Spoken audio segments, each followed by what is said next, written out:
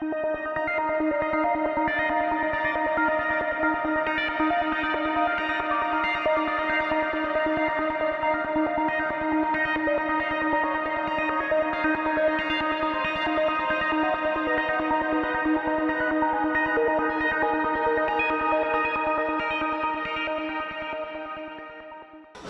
you for coming in.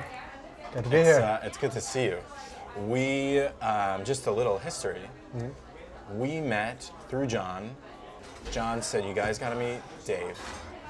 Dave has a company, Mercy, and he's just creative, really interesting guy, and so let's just meet and let's just see what happens. We had already conceptualized the jugs. We were talking about the jugs. You just, out of nowhere, it's like, what about just delivering these things to people's offices?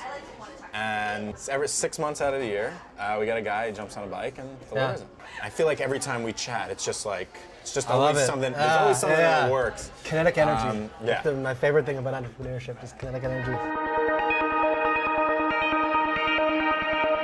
When were you like, I'm probably not going to have an ordinary job? I first started, it was 2003 actually when I first started thinking that. I was working probably 80 hours a week in my day job anyway. What were you doing? It was a process reengineering and improvement in business intelligence. I find data to be fascinating in general. Oddly enough, data reporting, all that kind of stuff, business intelligence is exciting. I wanted to get off the ground and start my own thing. Okay. And I took about from 03 till about 2010 before I actually went out and said, I'm quitting my job. I am going to take this out full time. I'm going to raise the capital I need and really build the business. Then I just took the leap. Anybody's going to invest in you or want to get involved with your business, and they want to see that the people that are driving that business are 100% committed. And nobody will put their money or their time or whatever behind something where you're not fully engaged and fully committed behind it. I always loved doing what I was doing, but I wasn't having fun in the beginning. Yeah. Because I felt like I was wound really tight, and if things weren't going the way that I needed them to go, they weren't going correctly. I know what that's like. And I think it really prevented me from enjoying myself. I was happy, and I got up every morning and I was like, I'm cool, I'm excited to go to work. Sure. But there were times where I just wasn't happy. Did you have that experience? It was an emotional, it still is. Startups are an emotional roller coaster. Yeah. And there's no other way around it. You have to be mentally and emotionally prepared to go through all of that before going into it. It's the most exciting thing in the world. It's the most fun, but it's also the most depressing and the most scary and exhilarating and creative. The process of discovery, of growth, and there's all the positive and negative adjectives that can come up. I mean, right. Yeah, and you don't know. One day it could be going incredibly well, and the next day you find out some news that's not so well, and how do you react to that? And it's stressful. What would you say the first steps are to, at least to just feel like someone is putting the ball in motion? Pressure test the idea, look at the market, research. Okay. I've seen people come up with this fantastic idea that somebody else came up with 3 weeks beforehand or 2 years, and they do maybe an hour of Googling and that's it. Right. And then suddenly go forward full steam ahead only to realize that there's this and that in the market. Yeah. It's understanding where's the white space and basically understanding your demographic, understanding your competitors, understanding what the overall space that you're going into is fully before you even take that first step. Just spend time on research. So, what's next for Dave Shor? Wearable Apparel is the name of my new company. Okay.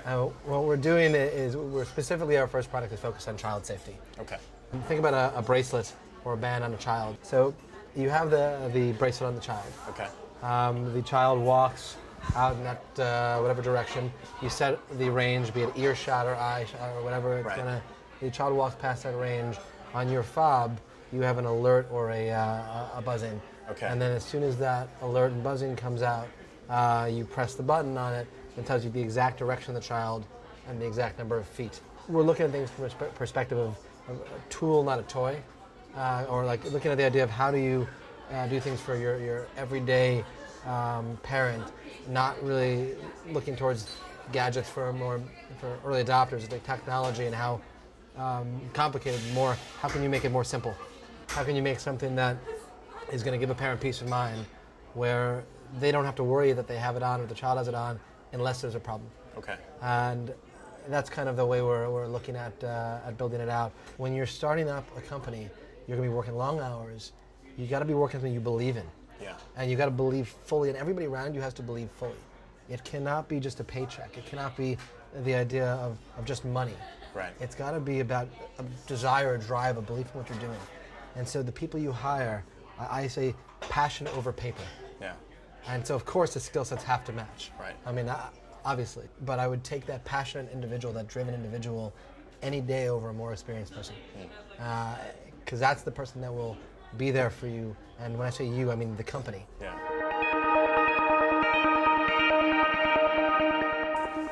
Don't think about it. All right. First thing that comes to mind. All right, ready? That's tough. Favorite mode of transportation? Train, subway. Are you a good listener? Yes. How many pillows do you sleep with? 3. What's your favorite word? Brilliant. And your favorite elementary school subject? Ooh. I have to say history. History? Can we take that? Absolutely. We'll take it.